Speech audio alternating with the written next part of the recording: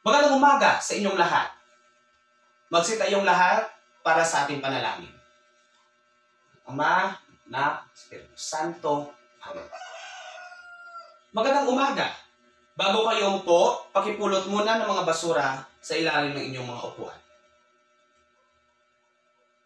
Okay. Meron bang lumiban sa klase natin ngayon? Magaling dahil wala. Bago tayo dumako sa ating bagong talakayin, sa araw na ito, magkakaroon muna tayo ng kaunting pagbabalik-aral tungkol sa pagalugad at pagtuklas ng mga bansang kanluranin. Ano ang dalawang bansang nangunguna sa pagpapaligsahan at pagalugad sa mundo at pagsakop ng mga lupain? Yes, Alex. Tama. Ang dalawang bansang nangunguna sa pagpapaligsahan at pagalugad sa mundo at pagsakop ng mga lupain ay ang Portugal at Spain. Ngayon, ano naman ang ginawa ng Papa ng Simbahang Katoliko para maiwasan ang digmaan ng dalawang bansa? Yes, Rian. Tama. Ang ginawa ng Papa ng Simbahang Katoliko ay nagtalaga nito ng line of declaration. O tinatawag nitong Kasunduang Tordesillas. Ano naman ang Kasunduang Tordesillas? Yes, Herculano. Magaling. Ang Kasunduang Tordesillas, ito ay nagbibigay ng boundary sa dalawang bansa ng Portugal at Spain. For example, dapat ang Portugal hanggang timog lang sila at ang Spain naman sa bandang kanluran. Huling tanong, anong lugar kung saan hindi maiiwasan ang digmaan ng Portugal at Spain? Yes, Junel. Magaling! Ang lugar na kung saan hindi maiiwasan ang digmaan ng Portugal at Spain ay ang Moluccas. Ngayon, dahil nasagot ninyo ang aking mga katanungan, mukhang handa na kayo sa ating bagong tatalakayin sa araw na ito. Bago tayo dumako sa ating paksang tatalakayin sa araw na ito, magkakaroon muna tayo ng kaunting aktibidad. At tinatawag itong buuin mo, puzzle ko. Meron ako ditong mga larawan. Idudugtong ko sila para makabuo ng malaking larawan para makita natin kung ano ang paksang tatalakayin natin sa araw na ito.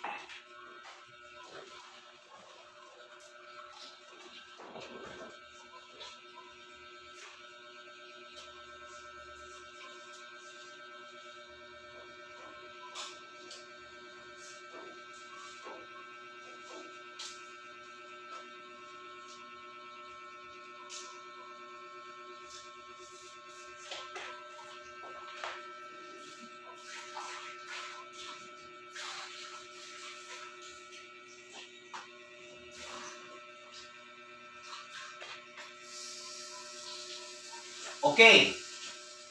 Batay sa binuo kong mga larawan, ano kaya ang magiging paksa natin sa araw nito? Yes. Ayan. Tama. Ang magiging paksa natin sa araw na ito ay ang ikalawang yugto ng kolonyalismo at imperialismo sa bansang Timog at Kanlurang Asya. Ngayong araw, tatalakayin natin ang mga dahilan ng ikalawang yugto ng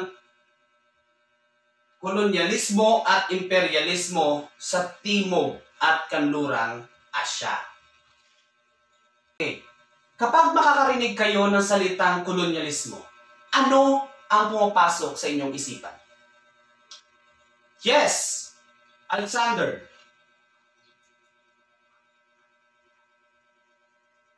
Tama. Ang kolonyalismo ay ang pagsako ng isang bansa sa karatig niyang bansa. Tulad na nangyari dito sa ating bansa, dito sa Pilipinas. Sinakop tayo ng Hapones at mga Espanyol.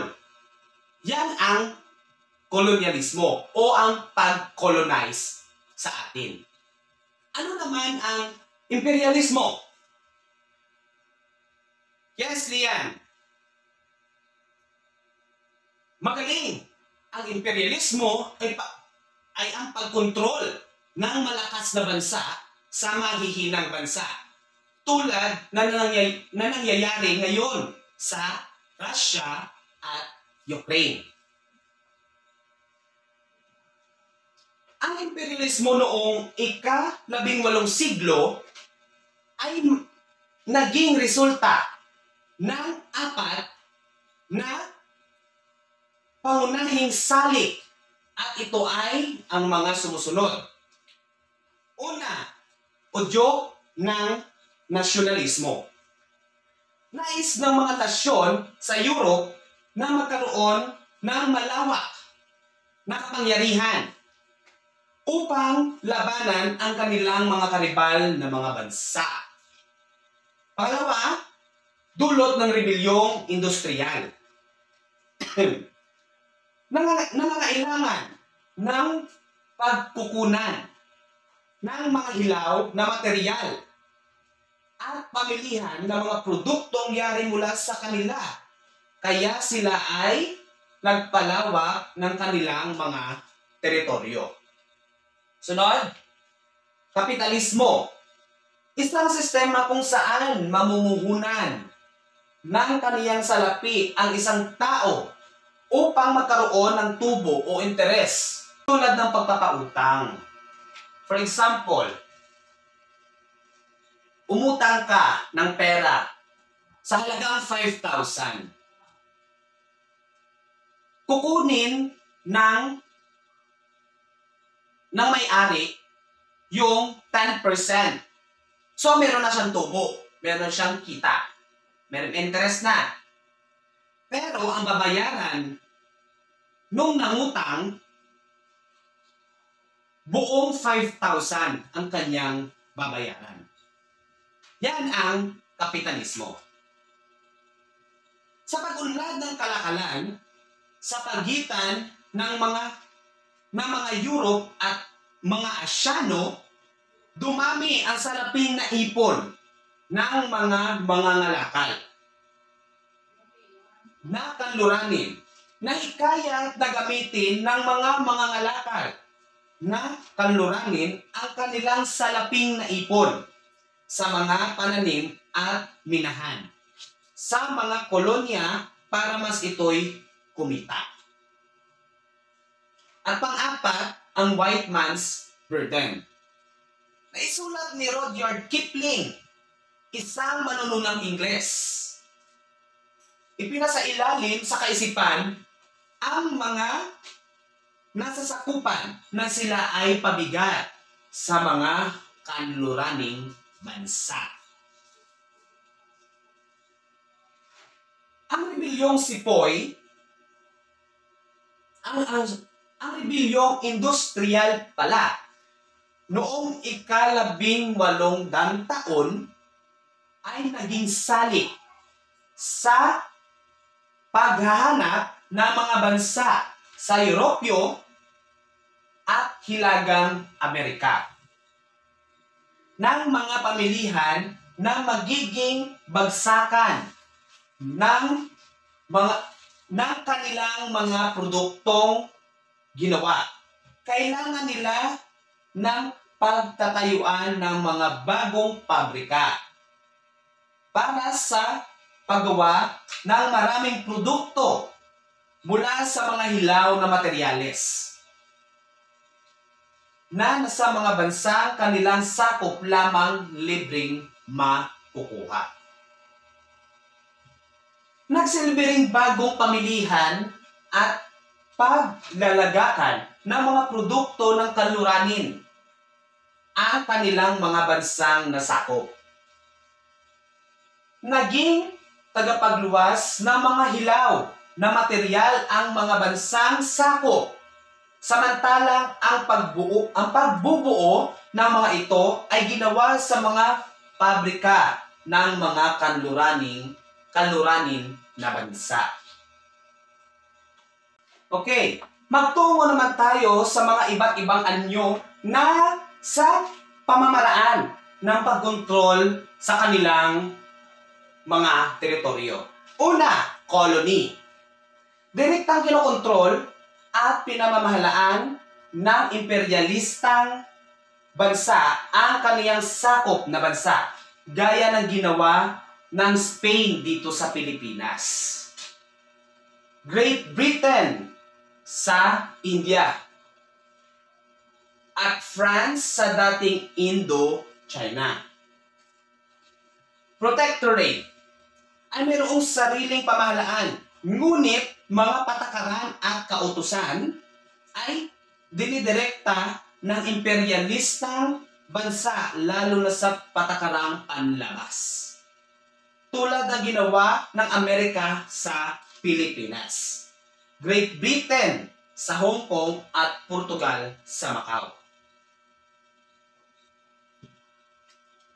Tuluyan ng sinakop at hinati ng mga imperialistang mananakop ang Asya upang lalong mapatatag ang kanilang kapangyarihan sa pangkabuhayan at politikal na pamumuhay sa mga bansang Asya. Ang pangunahing kinontrol ng mga British ay ang kalakalan sa India.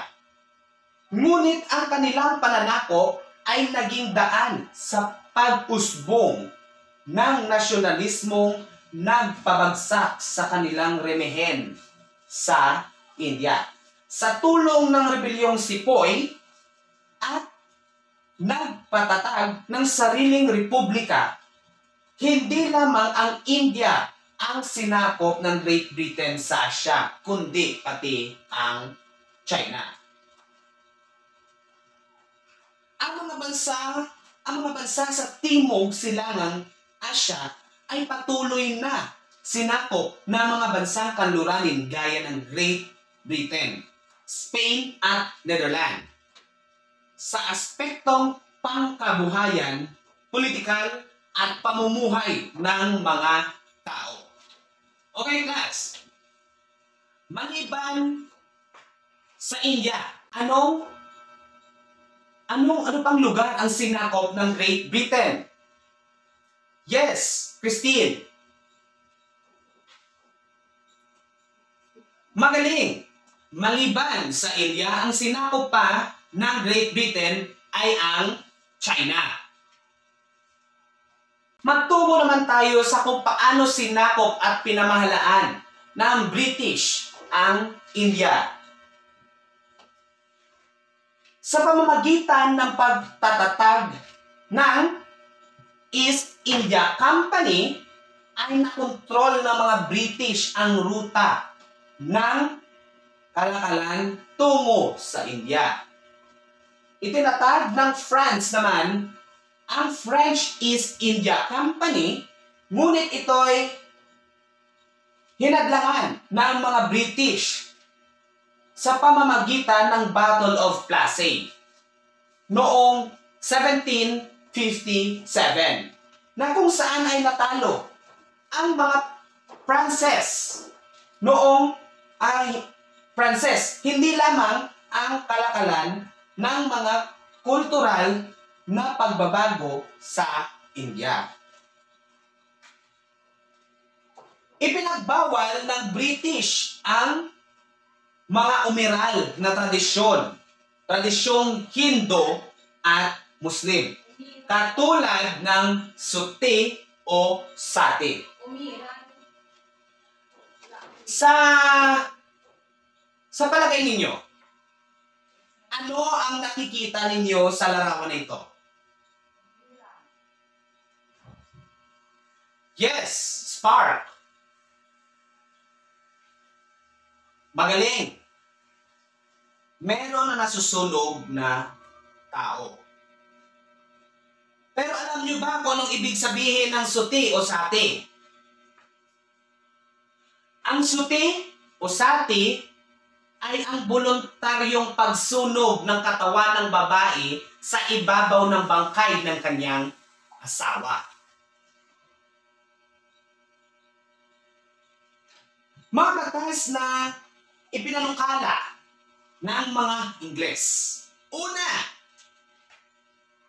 pinayagan ng mag-asawa ulit.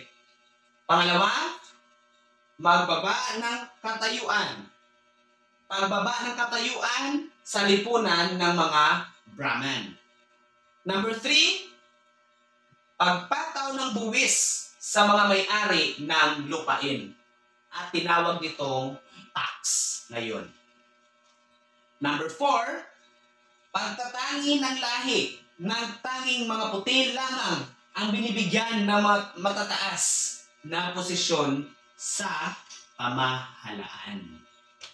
Umiral ang mga batas sa iyan hanggang 1857 na sumiklab ang rebelyong Sepoy, isang grupo ng mga kawal sa India o kilala sa tawag na Sepoy. Ang naglagas upang tutulan ang pagsisimula ng pag-impluwensya ng mga British sa pananampalataya at panlipunang pamumuhay ng mga taga-India.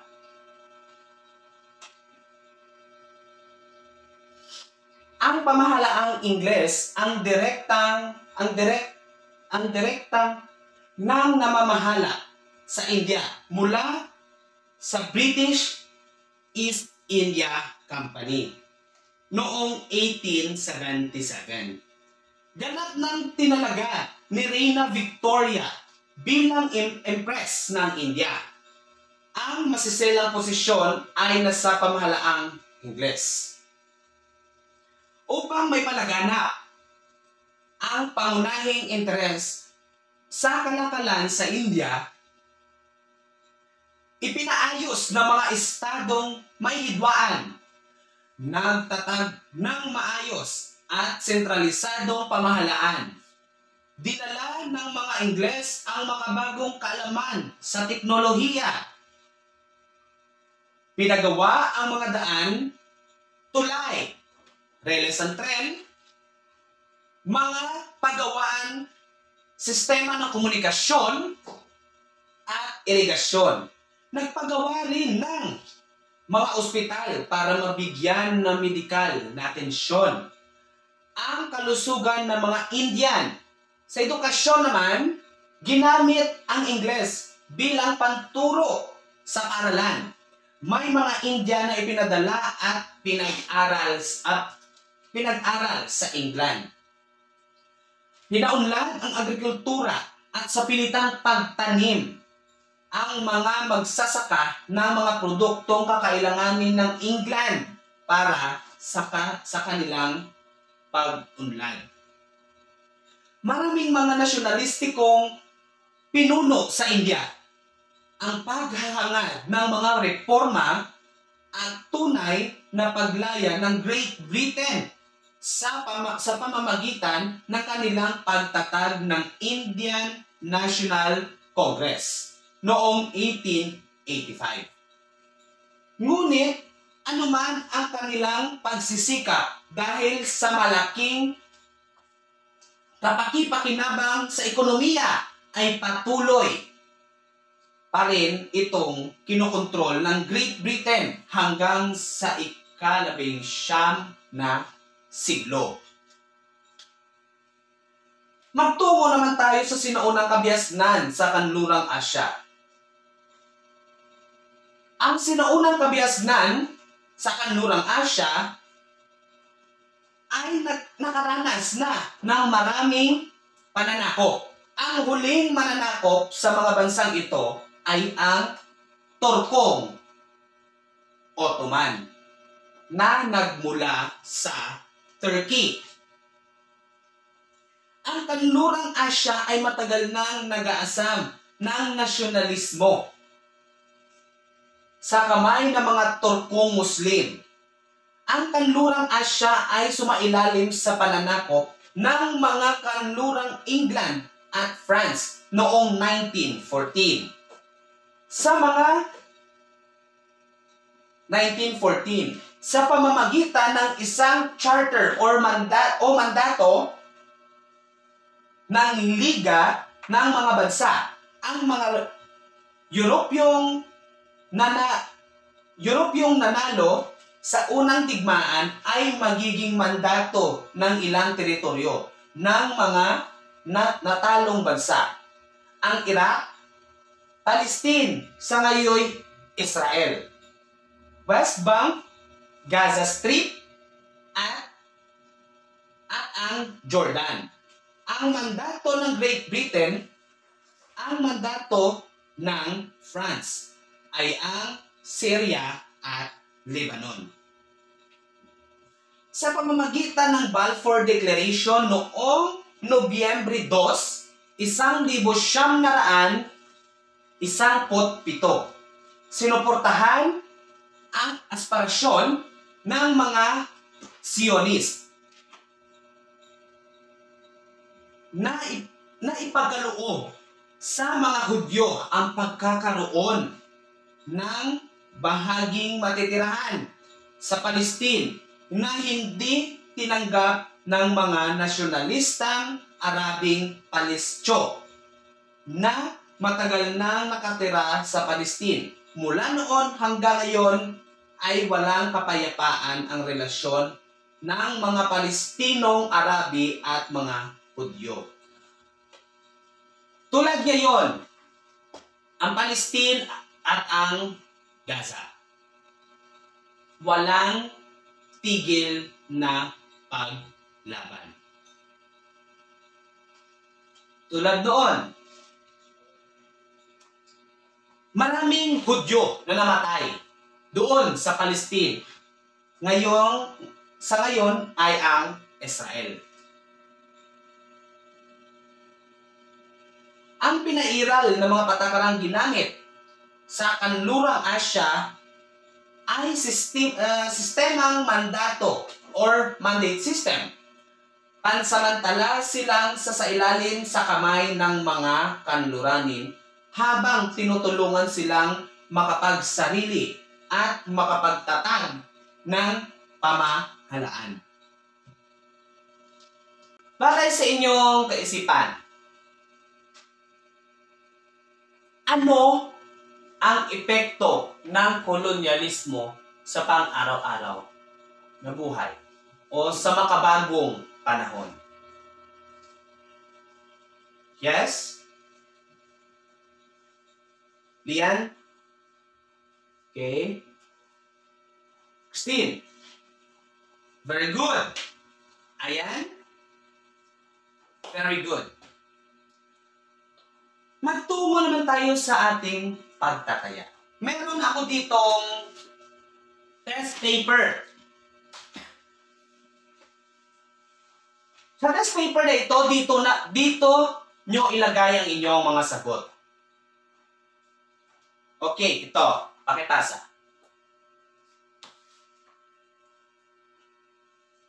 Kuha lang ako ng isa. Okay. Ito ang instruction. Isulat sa papel ang A kung ang pangungusap ay katotohanan. At B naman kung kabaliktaran. Okay. Magbibigay lang ako ng 10 minutes. Maikling pagsusubok na naman ito eh. Okay.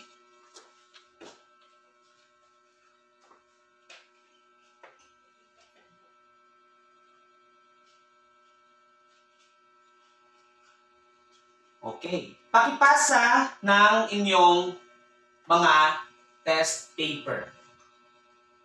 Okay, akin na. Okay.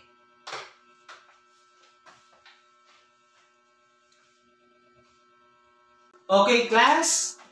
Sa ating takdang aralin, pakikuha ng inyong mga kwaderno at isulat ang ating takdang aralin sa araw na ito. At dapat bukas ipasa sa akin yan. Okay. Sa ating takdang aralin, sa isang papahalang na papel, magbanggit o magbigay kayo ng pagkakaiba at pagkakapareho ng mga paraan ng pananakop